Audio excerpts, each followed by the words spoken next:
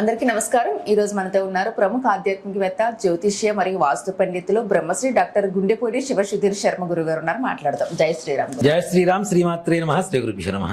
గురుగారు, ప్రస్తుతం ఉన్న పరిస్థితుల్లో అందరికి ఒకటే రకమైన ప్రాబ్లమ్స్. మన దగ్గరకు వస్తున్న జ్యోతిష్య పరంగా అపాయింట్మెంట్స్ వాళ్ళు కూడా అదే చెప్తున్నారు. మ్యారేజెస్ లేట్ అవుతున్నాయి, ఇంట్లో పిల్లలకి అసలు చేసుకోని అంటున్నారు.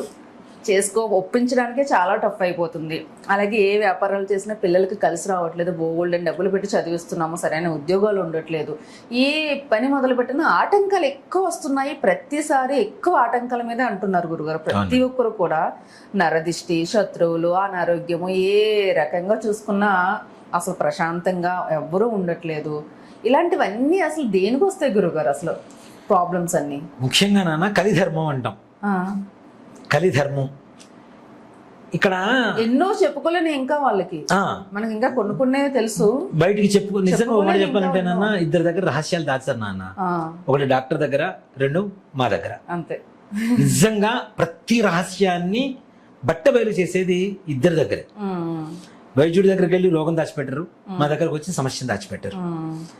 ఇక్కడ సమస్యను దాచిపెట్టారు అనే దానికంటే కూడా సమస్యను మనమే ముందుగా చెప్పగలుగుతున్నాం. అన్ని సాధించేసి సెటిల్ అయిపోయిన వాళ్ళకి కూడా ఉదయం మార్నింగ్ ఒక 65 years ఓల్డ్ ఎవరో ఆవిడ చేస్తారు. ఆవిడ ఏదో చెప్తున్నారు, ఆవిడ గవర్నమెంట్ టీచర్ అంట. పిల్లల్ని చక్కగా సెటిల్ చేసేసారు. అన్నీ నా కర్తవ్యాలను ఖచ్చితంగా చేసేసుకున్నానమ్మా. ఇప్పుడు పిల్లలు రెస్పెక్ట్ ఇవ్వట్లేదు. ఈ ఏజ్ లో నాకు కావాల్సింది ఏంటి? మానసికంగా ప్రశాంతత. అరే నేను వీళ్ళ కోసం ఎంత కష్టపడి చేశాను, ఇదంతా వీళ్ళ కోసమే కష్టపడ్డాను అనేది నాకు అసలు సంతృప్తి లేదమ్మా. జీవితంలో అన్నీ ఉన్నాయి కానీ ఇప్పుడు ఇది లేదు, నాకు ఈ ఏజ్లో ఇదే కదా కావాలి. దీనికోసం ఏం చేయమంటావు గురుగారిని కలవాలని అడిగింది ఆవిడ. నాకు చాలా బాధ అనిపించింది అబ్బా. నిజంగా నాన్న, ఇక్కడ ఇదే కలిధర్మం. ఈ కలిధర్మంలో ఏంటంటే రాబోయే రోజుల్లో ఇంకా కిరాతకంగా తయారైపోతున్నాయి నాన్న. భయం వేస్తుంది. పిల్లల మనస్తత్వాలు కిరాతకమైనటువంటి ఆలోచన స్థితికి దిగజారిపోతున్నారు. తల్లిదండ్రులను గౌరవించలేకపోవటం అనేది మొట్టమొదటిగా మన పతనానికి కారణం అవుతుందని చెప్పుకో. అదే పదున నోట్ల నుంచి వస్తుంది మీరు అన్నారు. పతనానికి అక్కడే మొదలు, అక్కడే మొట్టమొదటి మెట్టు అదే. ఆ స్టెప్ ఎక్కుతున్నారు ఇక్కడ చాలా నాన్న. ఇక్కడ మనము ఆ మెట్టెక్కుతున్నాం. రేపటి రోజున మన పిల్లలు కూడా మన దారిలోనే ప్రయాణం చేస్తారన్న విషయాన్ని మనం మర్చిపోతున్నాం. మనం ఏ దారిలో వెళ్తే మన పిల్లలు కూడా అదే దారిలోకి వస్తారు. రేపటి రోజున 65 సంవత్సరాలు రాగానే నాన్నని తీసుకెళ్ళి అనాథాశ్రమంలో పడేయాలి, వృద్ధాశ్రమాల్లో పడేయాలని చెప్పి మనం చేస్తున్నాం. మన పిల్లలు కూడా అదే నేర్పిస్తున్నాం. ముఖ్యంగా తల్లిదండ్రులు వారసత్వం అనుకుంటారు వాళ్ళు. మరి అంతే కదా, అది కరెక్ట్ అనుకుంటారు, అదే చెయ్యాలనుకుంటారు. ఇప్పుడు ఎలా ఉందంటే నాన్న, ఏదైనా ఒక ఆచారం కావచ్చు, వ్యవహారం కావచ్చు, తప్పైనా సరే ఒకళ్ళు చేసిన తర్వాత పక్క వాళ్ళు ఏమనుకుంటున్నారంటే ఇదే కరెక్టు, అంతే, దీన్ని ఆచరిస్తున్నారు. ఇద్దరు చేయడం వల్ల ఇంకాస్త బలం పెరుగుతుంది, ముగ్గురు చేయడం వల్ల ఇంకా బలంగా తయారవుతుంది. చివరికి అనాచారమే ఆచారం అయిపోయే పరిస్థితుల్లోకి వచ్చాం. అలాంటి అనాచారమే తల్లిదండ్రులకి ఇవ్వవలసినటువంటి గౌరవ మర్యాదలు ఇవ్వకపోవటం, భక్తిని ప్రేమని పంచలేకపోవటం, వాళ్ళని గౌరవించలేకపోవటం, వాళ్ళకి చేయవలసినటువంటి ధర్మంగా ఉండవలసినటువంటి విధానం ఏదైతే ఉందో అది ఉండలేకపోవడం అనేటువంటిది కలిధర్మంలో. అంటే కలి అంటేనే పాపం, పాపంలో మొట్టమొదటి స్టెప్ అని చెప్పుకోవచ్చు. వీటి వల్ల నిజంగా చెప్పాలి అంటే నేను అదే చెప్తుంటా కదా నాన్న, దేవుడికి దండం పెట్టకపోయినా పర్లేదురా నాయన, తల్లిదండ్రులకు అన్నం పెట్టురా అని చెప్తా. ముందు బ్రతుకున్న తల్లిదండ్రులకు అన్నం పెట్టు. చచ్చిపోయిన తర్వాత ఫోటో ముందు పిండం పెట్టి ఏడ్చేదానికన్నా, అమ్మా నాన్న అని ఏడ్చేదానికన్నా బ్రతుకున్నంత కాలం. నిజంగా ఒక కథ విన్నా నాన్న. వాడు అంటే తండ్రి అడుగుతాడు, నాన్న నిన్ను ఇంత ప్రేమగా పెంచాను కదా. కొడుకుని అడుగుతూ ఉంటాడు, నేను చచ్చిపోతే ఏడుస్తావా నాన్న అని అడుగుతాడు. నేనెందుకు ఏడుస్తానా అన్న అంటాడు కొడుకు. అంటే అదేంటిరా, ఇంత ప్రేమగా పెంచాను, ఇంత కష్టపడి పెంచాను అంటే, నాన్న కష్టపడి పెంచినందుకు నువ్వు చచ్చిపోయినందుకు నేను ఏడవను. బ్రతికున్నంత కాలం నీ కళ్ళలో కన్నీళ్లు రాకుండా చూసుకుంటే నేను ఎప్పటికీ సంతోషంగా నేను ఉంచినట్టే అని చెప్పి చెప్తాను. నిజంగా అది చాలా గొప్ప మాటగా చెప్పుకోవచ్చు. తల్లిదండ్రుల కళ్ళల్లో నీళ్లు రాకుండా చూసుకుంటే ప్రపంచంలో ఇంకో దేవుణ్ణి పూజించాల్సిన అవసరం లేదు నాన్న. మాతృదేవో భవ, పితృదేవో భవ. వీళ్ళిద్దరిని గౌరవించండి. వాళ్ళని అంతస్తుల్లో పెట్టమని అడగరు. మన ఇంట్లోనే చిన్న గది ఇవ్వండి, ఉండడానికి చిన్న స్థలం ఇవ్వండి. ప్రేమగా 5 నిమిషాలు, రోజులో 5 నిమిషాలు కాళ్ళ దగ్గర కూర్చొని, నీ జన్మస్థానమే అదిరా, నువ్వు కాళ్ళ దగ్గర కూర్చొని కాళ్ళు పిసుకుతూ 5 నిమిషాలు అమ్మతో ప్రేమగా మాట్లాడితే ఎంత సంతోషపడుతుందమ్మా. మంచిగా చూసుకుందామా కావాలనుకునే వాళ్ళు అందరికీ ఉండరు. నాన్న ఉన్నప్పుడే తల్లిదండ్రులు లేక బాధపడేటువంటి మన అసలు ఆ తండ్రి లేకపోతే అది ఎంత బాధాకరమో, ఎంత కష్టాలు అనుభవించడం నాకు తెలుసు నాన్న. అమ్మ దూరమైన తర్వాత ఆమె గుర్తొచ్చిన ప్రతి క్షణం ఎంత బాధ అనిపిస్తుంటుందో నాకు తెలుసు. అది లేనటువంటి వాళ్ళకి ఆ బాధ తెలుస్తుంది. ఉన్న వాళ్ళకి ఆ విలువ తెలుసుకోలేకపోతున్నారు. తల్లిదండ్రులు విలువ తెలుసుకుంటే నిజంగా చెప్తున్నాను అన్న, ప్రపంచంలో తల్లిదండ్రులు మించిన దైవం కూడా ఏంటో మరి అలాంటి వాళ్ళకే అనిపిస్తుంది. నిజంగా అసలు కొంతమంది వృద్ధులు ఉంటారు నాన్న, మనం యూట్యూబ్ వాటిలో చూస్తూ ఉంటాం, 80 ఏళ్ళు 90 ఏళ్ళు. నిన్న ఒకళ్ళైతే ముసలాయన చనిపోయి ఉన్నాడు, ముసలావిడ, దానం చేయడానికి శక్తి లేదు ఆమె దగ్గర, డబ్బులు లేవు. ఎవరో ఒక వ్యక్తి వచ్చి అమ్మా తాతయ్య అక్కడ పడుకుని ఉంది అంటే, అవునా అన్న బిడ్డ అని చెప్పి ఏడుస్తూ ఉంటే, నేను దానం చేస్తానమ్మా అని చెప్పి ఆ అబ్బాయి కనపడితే కాళ్ళకి దండం పెట్టాలనిపించింది నాన్న. ఎంత పుణ్యాత్ముడు నిజంగా.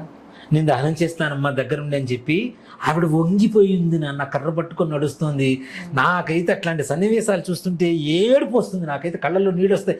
మా అమ్మగారు టక్కన గుర్తుకొస్తారు, మా అమ్మ మా నాన్న. అంత విలువైనటువంటి తల్లిదండ్రులను చూసుకోలేకపోవటం మొట్టమొదటి పతనానికి మొట్టమొదటి మెట్టుగా మారుతుంది. దయచేసి తల్లిదండ్రులను గౌరవించండి, వాళ్ళని భక్తితో చూడండి. ఇవన్నీ వద్దు, వాళ్ళు గుళ్ళు కట్టవద్దు. ఒకడు కట్టించిన గుడి ముందు అడుక్కునే స్థితికి వాళ్ళని దిగజార్చకుండా మీరు ప్రేమగా ఒక్క ముద్ద పెట్టండి కడుపు నిండా, అంతే. ఆ కడుపు నిండా ఒక్క ముద్ద ప్రేమగా పెడితేనన్నా ఒక్క మెడిసిన్ కూడా వాడాల్సిన రోగాలు కూడా లేకుండా పోతేనన్నా వాళ్ళకి మనశ్శాంతిగా ప్రశాంతంగా వాళ్ళ ఆత్మ ఈ లోకం నుంచి వెళ్ళిపోతుంది. ఇలాంటివి జరక్కనే మనం ఎన్ని బాధలు పడుతున్నాం. మన పూర్వీకులు చెయ్యక, కొంతమంది మన పూర్వీకులు చనిపోయినట్టుండే వాళ్ళకి తద్దినాలు పెట్టక, బ్రతుకున్నప్పుడే తలకొరువి అంటే చచ్చిపోయిన తర్వాత తలకొరువి పెట్టక, బ్రతుకున్నప్పుడే వాళ్ళకి మంటలు చూపించి నానా విధాలుగా కష్టాలు పెట్టి, భార్యను కష్టపెట్టి, తల్లిదండ్రులను కష్టపెట్టి, కూతుళ్ళని కష్టపెట్టి, ఆడపడుచుల్ని కష్టపెట్టి, అన్నదమ్ముల్ని కష్టపెట్టి, దైవదూషణ చేసి, బ్రాహ్మణ దూషణ చేసి, జంతువుల్ని చంపి, నానా హింసలు చేసి, వాళ్ళు చేసినటువంటి హింసలకి పాపాలకి మనం కష్టాలు అనుభవిస్తున్నాం. ఇవాళ రోజున పెళ్ళిళ్ళు జరగట్లేదు, పిల్లలు పుట్టట్లేదు, పుట్టిన పిల్లలు సరిగా ఉండలేదు, సరిగా విద్య ఉండలేదు, ఉద్యోగం ఉండలేదు, వ్యాపారం బాగుంటలేదు, అలాగే వ్యాపారం చేసిన దాంట్లో ఎదుగుదల ఉండలేదు, చేసిన డబ్బులు అప్పులు తీర్చలేకపోతున్నాం, ఇచ్చిన డబ్బులు వెనక్కి రాలేకపోతున్నాయి, ఇన్ని రకాల కష్టాలు పడుతున్నాం. పెళ్ళైన తర్వాత కలిసి ఉంటారో లేదో 2 సంవత్సరాల వరకు గ్యారంటీ లేనటువంటి పరిస్థితుల్లో దిగజారిపోతున్నాం. పిల్లలు పుడతారా లేదా అనేటువంటి భయంతో ఉంటున్నాం. మనం చేసేటువంటి ఉద్యోగంలో కూడాను ఊపకాయాలు పెరిగిపోయి, అనారోగ్యాలు పెరిగిపోయి, శత్రు బాధలు పెరిగిపోయి, ఈర్ష్య ద్వేషాలతో అనేక రకాలైనటువంటి నరఘోషతో కొట్టిమిట్టాడిపోతున్నాం. ఇన్ని సమస్యలు అనుభవిస్తున్నాం మనం. ఇన్ని సమస్యలకు కారణం మన పెద్దలు చేసినటువంటి పాపం. అదే పాపం మరలా మనం మూట కట్టుకొని మన పిల్లలకి ఎందుకు ఇవ్వాలి? మనం ఆ పాపం మనతోనే సంపూర్ణంగా విముక్తి కలిగిపోవాలి. మన పిల్లలకి బంగారు భవిష్యత్తు ఇవ్వాలి. మన భవిష్యత్తు కూడా బంగారుమయంగా ఉండాలి అంటే ముఖ్యంగా కొన్ని ధర్మ విధులు ఏవైతే ఉన్నాయో, షోడశ కర్మలు అంటాం నాన్న. పుట్టినప్పటి నుంచి చనిపోయేంత వరకు ఉండేటువంటి కర్మల్ని 16 కర్మలు అంటాం. షోడశ కర్మ అంటే లాస్ట్ దహనమే షోడశ కర్మ. ఈ షోడశ కర్మలు చేసేటువంటి అధికారం ఒక కుమారుడికే ఉంటుంది. ఆ కుమారుడు కావాలి అని చెప్పి చెట్లకి, పుట్టలకి, రాళ్ళకి, రప్పలకి, కొండలకి మొక్కి, మిమ్మల్ని కని, ఇంత పెంచి, ఇంత విద్య చెప్పించి, మంచి ఉద్యోగం వచ్చిన తర్వాత నువ్వు అమెరికా వెళ్ళి కారు కొనుక్కొని తిరుగుతుంటే, ఇల్లు కొనుక్కొని కులుకుతూ ఉంటే, ఇక్కడ నీ తల్లి తండ్రి పూర్వ గుడిసెల్లో ఉంటూ నా కొడుకు కారు కొనుక్కున్నాడు, నా కొడుకు ఇల్లు కొనుక్కున్నాడు, నా కొడుకు అమెరికాలో ఇంతున్నాడు అని చెప్పి సంతోషపడుతూ, వాళ్ళు ఆకలి కూడా తీర్చుకోకుండా అవసరమైనప్పుడు నీ విద్యకి లోన్లు తీసుకొని పొలాలు ఇళ్ళు తాకట్టు పెట్టి డబ్బులు పంపిస్తూ ఉంటే ఇవాళ రోజు నువ్వు ఆనందంగా ఉంటున్నావు. కానీ వాళ్ళని మాత్రం తీసుకెళ్లి రోడ్డు మీద పడేస్తున్నావు. ఎంతవరకు ధర్మం నానాది? ఎంత పాపం నానాది? ఇలాంటి పాపాలు చేసి భవిష్యత్ తరాలకు కూడా ఇలాంటి పాపాన్ని మనం మూట కట్టి మనం వాళ్ళ భవిష్యత్తును నాశనం చేయవద్దు. దయచేసి తల్లిదండ్రుల్ని మంచిగా చూడండి. దయచేసి నేను ప్రతి ఒక్కళ్ళ కాళ్ళు పట్టుకొని వేడుకుంటున్నా ఈ మాట. కొడుకులు ఉన్నటువంటి, పిల్లలు ఉన్నటువంటి ప్రతి ఒక్కళ్ళకి దయచేసి తల్లిదండ్రులు లేనటువంటి విలువ లేని వాళ్ళకి తెలుస్తుంది, ఉన్న వాళ్ళకి తెలియదు. దయచేసి తల్లిదండ్రులని ఏ ఒక్కళ్ళని కూడా కన్నీళ్లు రానివ్వకుండా వాళ్ళని నిజంగా చెప్తున్నా, ప్రశాంతంగా చూడండి, మంచిగా ప్రేమగా చూడండి. మీరు ప్రేమగా చూస్తే మీ పిల్లలు మిమ్మల్ని ప్రేమగా చూస్తారు, మీ కుటుంబం ఆనందంగా ఉంటుంది, మీకు కావాల్సిన సుఖ సంతోషాలన్నీ కూడా భగవంతుడు తప్పనిసరిగా మీకు భగవంతుడు అన్ని చోట్ల ఉండలేకని తల్లిదండ్రులు ఇచ్చారు నాన్న. ఆ తల్లిదండ్రులని మనం నాశనం చేసుకుంటూ వాళ్ళని బాధ పెడుతూ ఉంటే ఇది కరెక్ట్ కాదు. దయచేసి ఇంతవరకు జరిగినటువంటి దోషాలకు నివృత్తులు చేసుకున్న తర్వాత అయినా సరే ఇహ మీదట అలాంటి పాపాలు ఎక్కడా చెయ్యకండి. ఎక్కడా కూడా పొరపాటున ఎవరిని దూషించకండి, తల్లిదండ్రులను అంతకంటే బాధ పెట్టకండి. మీ పిల్లల భవిష్యత్తు బాగుండాలి, మీరు బాగుండాలి అంటే నిజంగా చెప్తున్నాను. నాకు ఈ మాట చెప్పడానికి సిగ్గుపడాల్సిన అవసరం లేదు నాన్న. ప్రతి ఒక్క తల్లిదండ్రులను పూజించే ప్రతి ఒక్కరి కాళ్ళకి నా సాష్టాంగ నమస్కారం. నాకు ప్రపంచంలో శత్రువులు అంటూ ఎవరన్నా ఉన్నారు అంటే తల్లిదండ్రులకు అన్నం పెట్టినటువంటి వాడే వెధవ అని చెప్తా. అట్లాంటి వాళ్ళే నాకు శత్రువులు. తల్లిదండ్రులు చూసే ప్రతి ఒక్కడు నా కుటుంబంలో సభ్యుడు. నిజంగా తల్లి గురించి మాట్లాడుతుంటే తట్టుకోలేను నాన్న. ఆ తల్లి లేని లోటు ఎంత లోటు ఉంటుంది, తండ్రి లేని లోటు ఎంత ఉంటుందో మాటలో చెప్పలేం. దయచేసి ఇట్లాంటివి మన పూర్వీకులు కొన్ని దోషాలు చేయబట్టి మనం కష్టాలు అనుభవిస్తున్నాం. ఈ కష్టాల బారి నుంచి బయటపడాలి అంటే అధిక మాసంలో చేసేటువంటి ప్రతి కార్యానికి, ప్రతి పూజకి కూడాను అధికమైనటువంటి ఫలితం వస్తుంది. దయచేసి వేరేలా అనుకోకండి. మన పూర్వీకులు చేసినటువంటి తప్పులకి మనం అనుభవిస్తున్నటువంటి కష్టాలకి ఫుల్ స్టాప్ పెడదాం. మన పిల్లలకి పాపాలు ఇవ్వద్దు, ఈ కష్టాలు ఇవ్వద్దు. వాళ్ళ భవిష్యత్తు అయినా మంచిగా ఉంచుదాం. మనం ఉంచాలి అంటే నాన్న అధిక జ్యేష్ఠమాసం వస్తుంది. అందులో ఆదివారం 14వ తారీఖు అమావాస్య రోహిణీ నక్షత్రంలో వస్తుంది. అలాగే మనకి సోమవారం 15వ తారీఖు కూడా అమావాస్య మిగులు ఉంది. ఆ రోజు కూడా మృగశిర నక్షత్రం వస్తుంది. మనం కొన్ని నక్షత్రాలు చదువుతుంటాం, ఆ నక్షత్రాల్లో రోహిణి మృగశిర నక్షత్రాలు ఉంటాయి. స్త్రీ శాపమో, పితృదోషమో, దేవతా శాపమో, బ్రహ్మత్యాది పాతకాలు ఇట్లాంటివి మన పూర్వీకులు చేయటం వల్ల, సర్పవధలు, జంతువధలు చేయటం వల్ల మనం ఇన్ని రకాల కష్టాలను అనుభవిస్తున్నాం. ఈ కష్టాల నుంచి విముక్తి పొందాలి అంటే గోకర్ణంలో మహాబలేశ్వరుడు ఆత్మలింగ రూపంలో ప్రతిష్ఠ అయి ఉన్నటువంటి గోకర్ణ మహాక్షేత్రంలో సముద్ర తీరంలో ఎవరైతే అమావాస్య తిథి రోజున మోక్షనారాయణ బలి అనేటువంటి కార్యక్రమం చేయించుకుంటారో వారికి ఈ అధిక మాసంలో ఎప్పుడూ చేసేదానికంటే అధికమైనటువంటి సంపూర్ణమైనటువంటి ఫలితం తప్పనిసరిగా దక్కుతుంది. మీ పూర్వీకుల్లో ఎవరికైనా క్యాన్సర్ కానీ, హార్ట్ ప్రాబ్లం కానీ, కిడ్నీ ప్రాబ్లం కానీ, బ్రెయిన్ స్ట్రోక్ కానీ, సూసైడ్ వల్ల చనిపోయి ఉండడం కానీ, 60 సంవత్సరాల లోపల చనిపోయి ఉండడం కానీ, ఆత్మహత్యలు చేసుకో ఉండడం కానీ, అలాగే హత్యల ద్వారా చనిపోయి ఉండడం కానీ, యాక్సిడెంటల్గా చనిపోయి ఉండడం కానీ, వాటర్ యాక్సిడెంట్స్ కానీ, ఫైర్ యాక్సిడెంట్స్ ద్వారా కానీ, ఇంట్లో వాళ్ళు హింసించి చనిపోవడానికి అయినటువంటి కారణాల వల్ల ఇలాంటి పాపాలు మన వంశాన్ని చుట్టుకొని పట్టి పీడుస్తూ ఉంటాయి. కాబట్టి ఇలాంటి దోషాలు పోవాలి అంటే అధిక జ్యేష్ఠ మాసంలో వచ్చేటువంటి అమావాస్య, ఆదివారం, రోహిణీ నక్షత్రం రోజైనా సరే, లేదా సోమవారం, అలాగే సోమావతి అమావాస్య అని చెప్పుకునేటువంటి మృగశిర నక్షత్రం కలిసి వచ్చిన రోజైనా సరే ఈ మోక్షనారాయణ బలి కార్యక్రమాన్ని సంపూర్ణంగా సశాస్త్రీయంగా, ముఖ్యంగా బ్రాహ్మణోత్తముల చేత, కృష్ణ యజుర్వేదం చదువుకున్నటువంటి బ్రాహ్మణోత్తముల చేత మాత్రమే చేయించండి. దీంట్లో దగాలు, మోసాలు చాలా జరుగుతూ ఉన్నాయి. దీంట్లో కర్ణాటకలో అందరికీ తెలిసినటువంటి విషయమే, బ్రాహ్మణుల సంఖ్య తక్కువ, జంగమ వారి సంఖ్య ఎక్కువగా ఉంటుంది. అక్కడ పురోహితులు, వారిని నేను తప్పుపట్టడం లేదు, వారి పురోహితులు ఎక్కువగా ఉంటూ ఉంటారు కాబట్టి వాళ్ళు చేస్తూ ఉంటారు. కాబట్టి బ్రాహ్మణోత్తములు చేసేటువంటిది బ్రాహ్మణులు చేసినట్టే ఉంటుంది, వేరే అన్య కులస్తులు చేసేటువంటిది అన్య కులస్తులు చేసిన విధానంగానే ఉంటుంది. బ్రాహ్మణుడు చిన్నప్పటి నుంచి వేదం చదువుకొని కృష్ణ యజుర్వేదం, దాంట్లో భాగమైనటువంటి స్మార్త విధానము, ఇందాక చెప్పుకున్నటువంటి షోడశ కర్మలు ఏవైతే ఉంటాయో వాటిల్లో ఈ మోక్షనారాయణ బలి కూడా ఒక కార్యక్రమం. కాబట్టి ఈ మోక్షనారాయణ బలి ఎవరైతే బ్రాహ్మణులు వేదానుసారంగా, శాస్త్రానుసారంగా చేస్తారో వాళ్లతో చేయించుకుంటే సంపూర్ణమైనటువంటి అధిక మాసంలో చేయించుకుంటున్నాం కాబట్టి సంపూర్ణమైన అధికమైనటువంటి అంటే రెట్టింపు ఫలాన్ని మన పితృదేవతలకి ఆత్మఘోష నివారణకి అందజేయొచ్చు. అలాగే సంపూర్ణమైనటువంటి అధికమైనటువంటి రెట్టింపు ఫలితాన్ని మనం కూడా అనుభవించవచ్చు, మన పిల్లలకు కూడా ఇవ్వవచ్చు. ఇవి ఆన్లైన్ మోసాలు జరుగుతున్నాయి, బ్రాహ్మణులు కాకుండా ఇతరులు చేస్తున్నటువంటి మోసాలు జరుగుతున్నాయి. చూడటానికి అందరూ ఒకే వేషధారణలో ఉంటారు. గుర్రాన్ని గాడిదని ఒకే దాన్ని కట్టేయలేం, ఒకే గాడికి కట్టేయలేం. కాబట్టి దయచేసి అది గమనించలేక చాలా మంది మోసపోతూ మన ఉన్నారు, వీడియోస్ చూసి వెళ్ళిపోతున్నారు, మోసపోతున్నారు. అక్కడ మోసపోయిన తర్వాత మళ్ళీ ముత్తుకుంటే మనకి మనం ఫోన్ చేయగలిగింది చేసి ఏమీ లేదు. బాధపడుతున్నారు. కాబట్టి మనం ఎంచుకునేటువంటి బ్రాహ్మణులు ఉన్నారు నాన్న, అవును. నిజంగా ఎప్పటి నుంచో ఎప్పటి వాళ్ళ ఇంటి పేరు ఆది.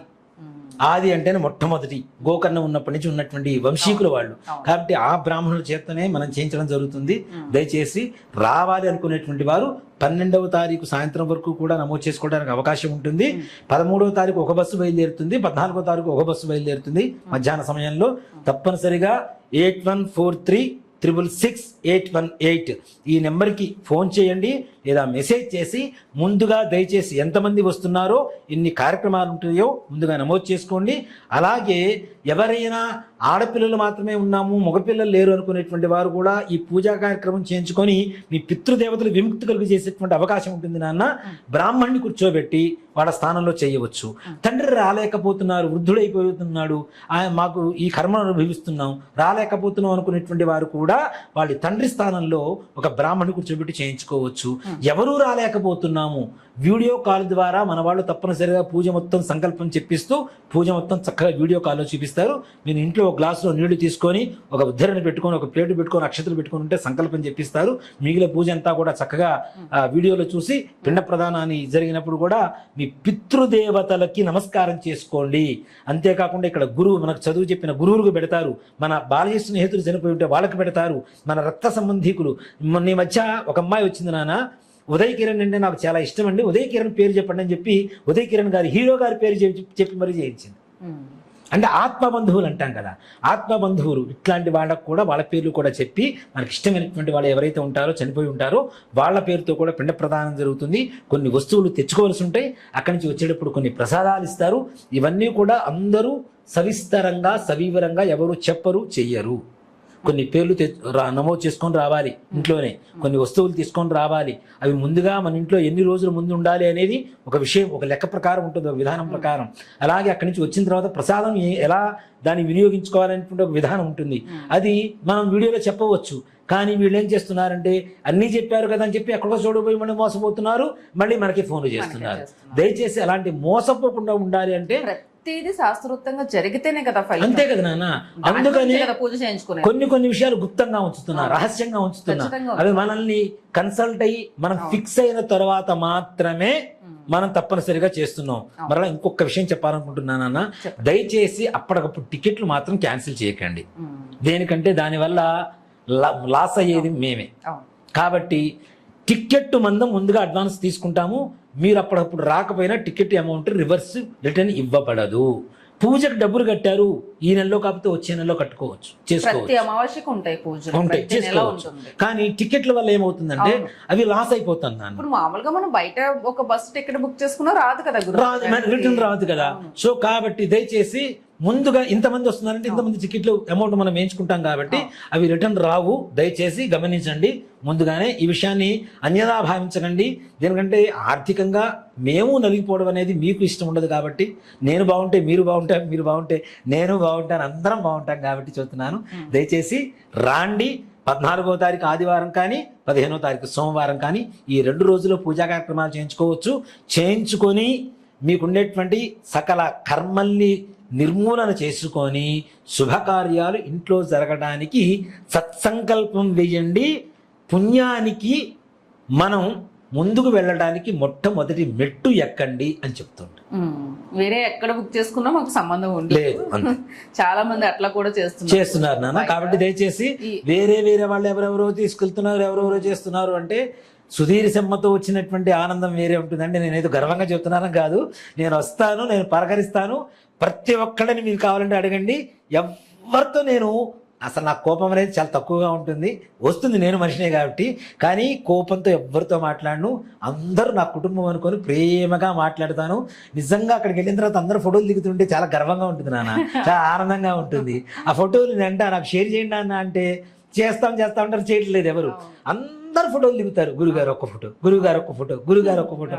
మన నిజంగా నమ్మరు, అక్కడ పూజ చేయించే గురుగారు కూడా నాతో ఫోటో దిగారు. వాళ్ళిద్దరు తండ్రి కొడుకులు ఇద్దరు కూడా నాతో ఫోటో దిగారు. అంటే అదొక రకమైనటువంటి ఆనందం. అది మన కుటుంబం కాబట్టి దయచేసి రండి, సంతోషంగా వెళ్దాం, సంతోషంగా పూజ చేసుకుందాం. మరలా అంతే సంతోషాన్ని 100 రెట్లు మూట కట్టుకొని ఇంటికి తెచ్చుకొని చక్కగా అందరం సుఖంగా సంతోషంగా ఉందాం. ఓకే గురుగారు, జయ శ్రీ. శ్రీమాత్రే నమః, శ్రీ గురుభ్యో నమః. మళ్ళీ చెప్తున్నాను, ఇంకొక ఛానల్లో ఇంకొక నెంబర్లో ఇవి ఎక్కడా దొరకవు మీకు అందుబాటులో. సుధీర్ శర్మ ఇంకెక్కడ ఉండడు.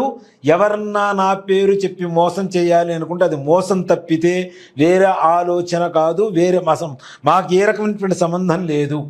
అది గోకర్ణ యాత్ర కావచ్చు, రాజశ్యామల అమ్మవారి లాకెట్టు కావచ్చు, వారాహి అమ్మవారి లాకెట్టు కావచ్చు, తాయెత్తు కావచ్చు, నాతో అపాయింట్మెంట్స్ కావచ్చు, నాతో కార్స్ కావచ్చు, మరే ఇతర పరమైనటువంటి వ్యవహారాలు ఏవైనా సరే సుధీర్ శర్మతో మాట్లాడాలి, సుధీర్ శర్మతో కాంటాక్ట్ అవ్వాలి. సుధీర్ శర్మ దగ్గర నుంచి వస్తువులు ఏమైనా తీసుకోవాలి, దేవతలకు సంబంధించినటువంటి వస్తువులు అంటే ఒక్కటే నెంబర్ 8143666818.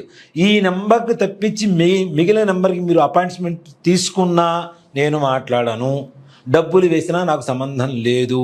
ఏదైనా వాళ్ళు వస్తువులు పంపించినా నాకు దగ్గర నుంచి వచ్చినటువంటి వస్తువులు అయితే కావు, నేను తయారు చేసినటువంటి వస్తువులు అంతకంటే కావు. దయచేసి గమనించండి.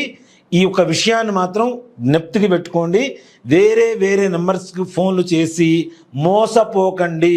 మోసపోయిన తర్వాత మళ్ళీ నా పేరు బయట బదనాం చేస్తే నేను చేయగలిగింది కూడా ఏమీ లేదు. నిర్మోహమాటంగా చెప్తున్నాను, నిస్సంకోచంగా చెప్తున్నాను. ఈ మాటను గమనించండి. చాలామంది నా పేరు చెప్పుకుంటూ ఉన్నారు. ఇప్పుడు చెట్టు పేరు చెప్పుకుని కాయలమ్ముకునే రకాలు చాలామంది ఉంటారు. దయచేసి ఎవ్వరి మాట నమ్మకండి. ఈ నెంబర్కు మాత్రమే ఫోన్ చేయండి. ఈ నెంబర్ ద్వారా మాత్రమే నేను ఇచ్చేటువంటి వస్తువులు ఏవైతే ఉంటాయో అవి మీకు అందుబాటులోకి వస్తాయి. దయచేసి గమనించండి. పదే ఫోన్లు చేయకండి. ఆ నెంబర్కి వాట్సాప్లో మెసేజ్ చేయండి. మీకు కావాల్సిన వివరాలన్నీ కూడా సవివరంగా అందించబడతాయి. తద్వారా మీరు తప్పనిసరిగా తీసుకుంటారా లేదా అనేది మీ అభిప్రాయాన్ని బట్టి ఉంటుంది.